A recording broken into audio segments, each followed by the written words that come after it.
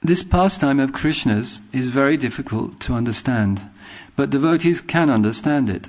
It is therefore said, Dashayams tadvidam loka atmano bhakta vashyatam. Bhagavatam 10:11-9. The Lord displays the transcendental attribute of coming under the control of his devotees, as stated in the Brahma Samhita. Eko pyaso rachaitam jagadanda kotim yajchakya asti jagadanda chaya yad antaha andantarasta paramanu chayantarastam govindamadi purusham tamaham bhajami. By this one plenary portion as Paramatma, the Lord controls innumerable universes with all their demigods, yet he agrees to be controlled by a devotee. In the Upanishads, it is said that the Supreme Personality of Godhead can run with more speed than the mind. But here we see that although Krishna wanted to avoid being arrested by his mother, he was finally defeated, and Mother Yashoda captured him. Lakshmi Sahasra Shata Sambrama Sevyamanam. Krishna is served by hundreds and thousands of goddesses of fortune. Nonetheless, he steals butter like one who is poverty-stricken. Yamaraj, the controller of all living entities, fears the order of Krishna, yet Krishna is afraid of his mother's stick. These contradictions cannot be understood by one who is not a devotee. But a devotee can understand how powerful is unalloyed devotional service to Krishna. It is so powerful that Krishna can be controlled by an unalloyed devotee. This Britya Vashyata does not mean that he is under the control of the servant. Rather, he is under the control of the servant's pure love. In Bhagavad Gita 121, it is said that Krishna became the chariot driver of Arjuna. Arjuna ordered him, Seneo ubayo madhye ratam stapaya me chuta. My dear Krishna, you have agreed to be my charioteer and to execute my orders. Place my chariot between the two armies of soldiers. Krishna immediately executed this order, and therefore one may argue that Krishna also is not independent. But this is one's ajnana, ignorance. Krishna is always fully independent. When he becomes subordinate to his devotees, this is a display of Ananda Chinmaya Ras, the humor of transcendental qualities that increases his transcendental pleasure. Everyone worships Krishna as the Supreme Personality of Godhead. Therefore, he sometimes desires to be controlled by someone else. Such a controller can be no one else but a pure devotee. Evam sandashita hyanga harina britya vashyata sva vashena pi krishnena yasedam sheshvaram vashe.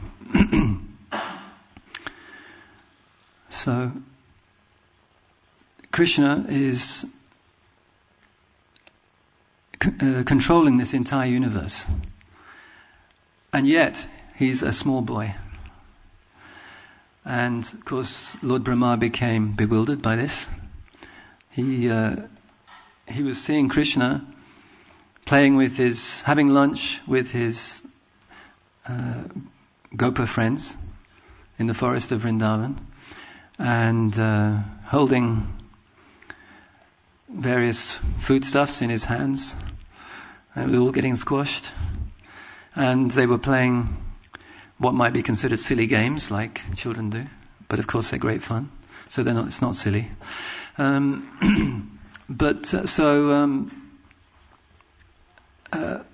So it's very easy to misunderstand that actually Krishna, he's just an ordinary child. Especially in pastimes like this that we're celebrating at the moment, that Krishna is not, he's not the Almighty Lord. That's, most of us have been brought up, those of us who have been brought up in another tradition, like the Christian tradition, it's the Lord is Almighty. And that's the predominant mood, I think, generally. That he's almighty. And so this pastime of Krishna running away from Mother Yashoda is a wonderful pastime for helping us to realize Krishna's multifarious, or the multifarious facets of Krishna and his personality. That he is, of course, that Supreme Lord, Vishnu or Narayan in the Vaikuntha planets. But he's also just a small boy who's controlled by the love of his devotee. That's an interesting point that Srila Prabhupada brings up in the purport. That actually he's not controlled by his devotee, he's controlled by the love of his devotee. So, he's doing various activities which actually are controlling the hearts of his devotees. Mother Yashoda, so the first verse that I'm speaking on is verse 5 of Sri Damodarastakam. Idam te mukam bojam adyantanile ritam kuntalai snigdas raktais chagopya muhus chumbitam bimba raktadaram me manasavirastam alam laksha labhe. So Mother Yashoda, she's kissing the face of Lord Krishna again and again. She can't stop kissing him. It's too irresistible. She just can't stop kissing. So she's actually controlled also by Lord Krishna in this form. And there's no question of being able to do that with Lord Narayan or Lord Vishnu. Wow, just the thought of it, But Lord Krishna is so kind. He's appearing in this this small child form, little child form. So cute. Children are so attractive, aren't they? That they just steal the heart. So what to speak of ordinary children? Actually, any small, newborn, or most newborn young are very attractive. That's why in this country people are very fond of dogs, because little puppies, they just can't resist them. Or kittens, like that. They're just naturally, Krishna makes it that way, so that people want to, or their parents, and want to look after them. And they can't help it. You become controlled by the beauty, the attractiveness of the youngster. So Krishna is appearing in that way. So Mother Yashoda, so his face becomes reddened. It says, your supremely enchanting face. So this is, he's appearing in this form as a supremely enchanting face, encircled by shining locks of dark blue curling hair. Resembles the fully blossomed lotus, tinged with a reddish luster, due to being kissed again and again by Mother Yashoda. So, actually I saw one video, some of you may have seen this Krishna series on, I think they were selling it in the shop. One devotee lent me a size, and Krishna was portrayed there at this kind of age, and not so much Mother Yashoda, but other gopis were dancing around Krishna, and then once in a while one devotee would step out of the ring that they were dancing in and grab Krishna and start kissing him all over. And but in this, Krishna was kind of like reluctant. He was like this, like sometimes older children, young children, they're happy to be fully cuddled and everything, but older children at a certain age they start, so they portrayed him like that. But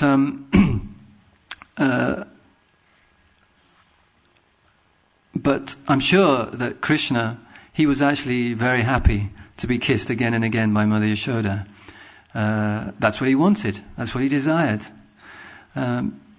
So the translation of the verse goes on. May this vision of your lotus face with lips as red as bimba fruit remain forever in my heart. Excuse me.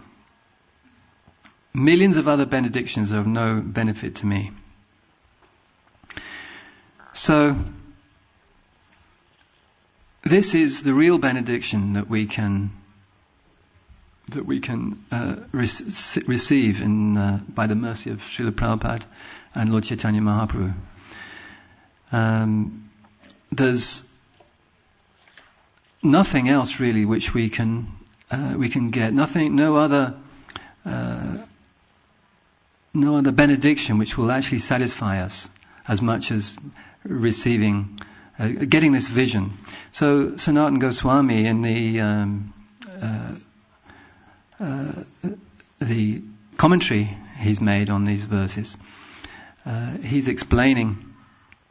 Actually, it's Vishwanath Chakravarti Thakur, but also Sanatana Goswami, that this prayer, that longing for the association of the Lord in the heart, is the best means to achieve Him. So that this is Krishna's mercy. That's why He's appeared performing these pastimes, so that actually we can lock Krishna in our hearts. So that, because as he says in the 8th chapter of the Bhagavad Gita, that whatever one remembers at the time of quitting his body, that state he will attain without fail. So therefore, he's giving us the opportunity to actually see him in this form as a child, performing these pastimes. Because in that way, then we're sure to actually go back to him, back to the spiritual world. But we've got to develop a longing to see the beautiful face of the Lord. And unfortunately, the tendency is that we're interested in other things. We're interested in, like Queen Kunti explained, that if we have, if we're trying to improve ourselves with increasing our bodily beauty,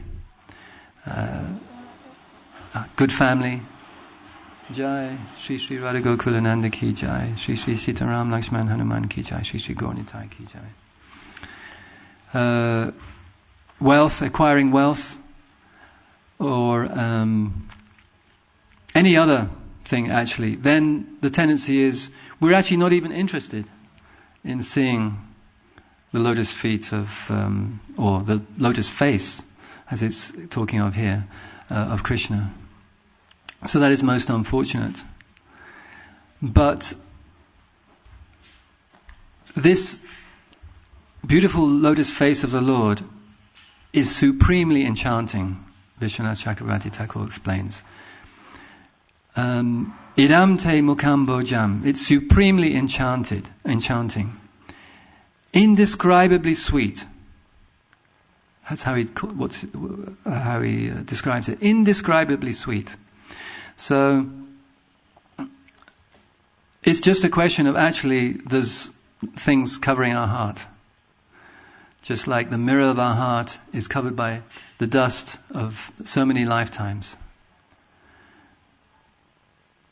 So therefore we have to cultivate. That's why every year Srila Prabhupada has made this arrangement that for a whole month we will sing the Sri Damodarastakam, offer a candle, so that gradually we can cultivate that attachment to Krishna in the form of Lord Damodar.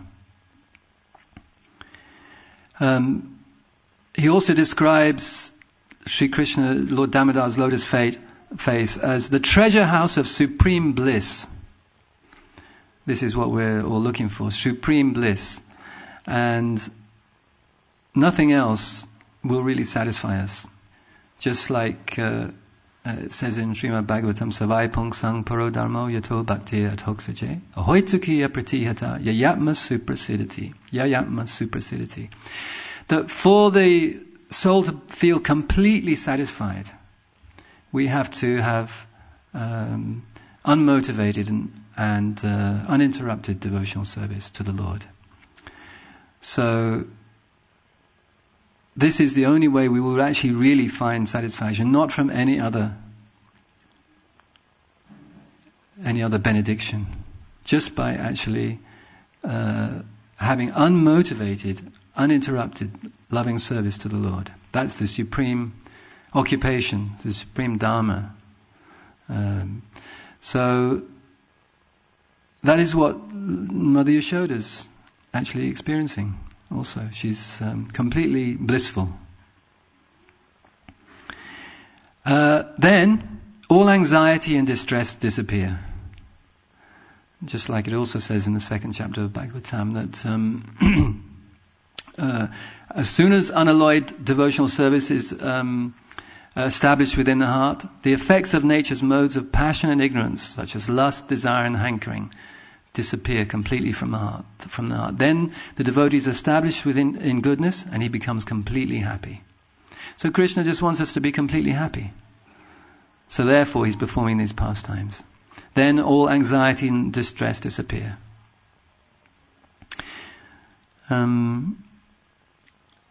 So that's in the 5th verse, the prayer. That may that lotus face, Mukambojam, manifest within the mind, even just once. Just like Narad Muni, when he was, in his previous life actually, he wasn't Narad Muni at that point, but Narad Muni, after he'd received the association of the Bhaktivedantas, and his mother had died, he walked north towards the mountains, and he saw Krishna. He saw the Supreme Lord. But then he disappeared. He just saw him once, and he heard a voice that said, "You won't see me again." So, and this was to increase his longing.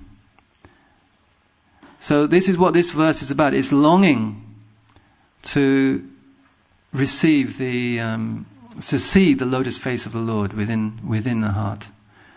Manasi avarastam. Even just once. Because then that longing will be there. So sometimes we may have had that experience. We've had a blissful experience in Krishna consciousness. But then it seems to go away. And we have to struggle so much sometimes. But that is just Krishna's arrangement. We can take encouragement that if we just persevere, just like Narad Muni, he persevered. And in the end, he actually became the great soul Narad Muni and was able to see Krishna at will. He could go to he could come to the material world, but he could go to the spiritual world. He could visit Krishna anywhere in any of the Vaikuntha planets. He could go to Goloka Vrindavan. So even once is valuable. But it says also, or again and again. That is the prayer. Muhu, again and again. Or constantly, sada. So obviously we want, our goal is to see Krishna constantly at all times. So, but the purport is saying that the concept of sada, which is carried over from the previous verse, to give us, is given a definite conclusion in this verse, and that all three meanings are there. That we may just see the lotus face of Krishna once, or again and again, or constantly, like that.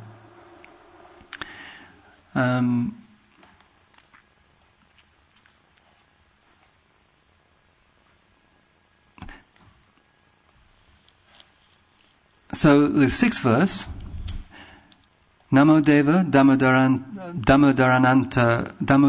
Ananta Vishnu Prasida Prabho Dukha Jalabdi Magnam Kripa Dristi Vrishyati Dinam Batanu Grihanesha Mam Agyam Edyakshi Drishya. O Damodar, O Lord of divine beauty and unlimited mercy. This translation is slightly different to the one we say after singing. O Damodar, O Lord of divine beauty and unlimited mercy, O all-pervading Vishnu, I offer my obeisances unto you. May you be pleased with me. I am drowning in an ocean of sorrow and feeling almost dead. Shower your nectar-laden glances upon me, thereby uplifting me and enthusing me with life. Please accept me, O Lord, and become visible before my eyes. So it's explained that feelings of love arise from the purity and potency of longing, this lolam. So that's what the previous verse was explaining, that we have to become attached to the lotus face of Krishna. And then that longing to again see Krishna purifies our hearts. Then that satisfaction of beholding the beauty of Krishna directly, shakshat darshana, becomes possible. And so in this verse, the Acharya explains that the supreme method, param sadhana, to attain this goal is explained, which is chanting of the holy name, Sri Nam Sankirtan. So because it's explaining, it's O Damodar, O Lord of Divine Beauty, Namo Deva Damodarananta Vishnu. So Satyavrata Muni begins the verse by chanting the holy names. The name Deva indicates Hey Divya Rupa, O Lord of Divine Beauty. So no other beauty can compare to Krishna's beauty. And the name Damodar he describes as referring specifically to his glorious quality of Bhaktavatsala, because obviously he's tied up by the rope, by actually the love of his devotee. So therefore Damodar is referring to that quality, his Bhaktavatsala quality, coming under the sway of the devotee's pure love for him.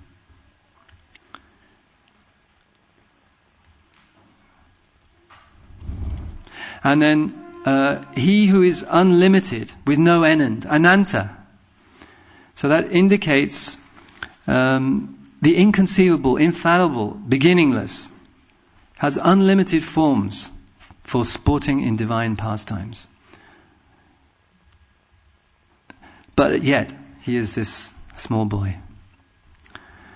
And then he explains that because he's inconceivable, there's no way actually that we can't force him to appear, but only by his own mercy.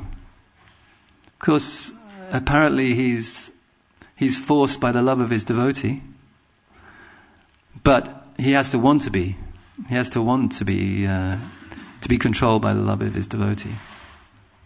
So, and then the name Vishnu connotes he who is all-pervading.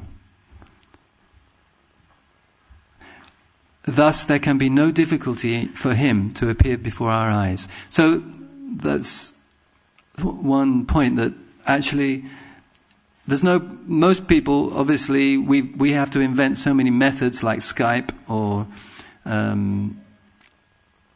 TV, whatever, in order to be able to see somebody at a distance. But Lord Krishna, he's everywhere. So what is the difficulty in him actually appearing in our hearts, or even actually before our eyes?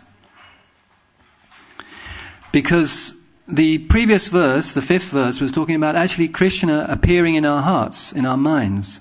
But this verse is actually, please accept me, O Lord, and become visible before my eyes, actually visible in front of me. So that's the prayer here, that actually we can see Krishna. And that means actually that we'll also be in the spiritual world.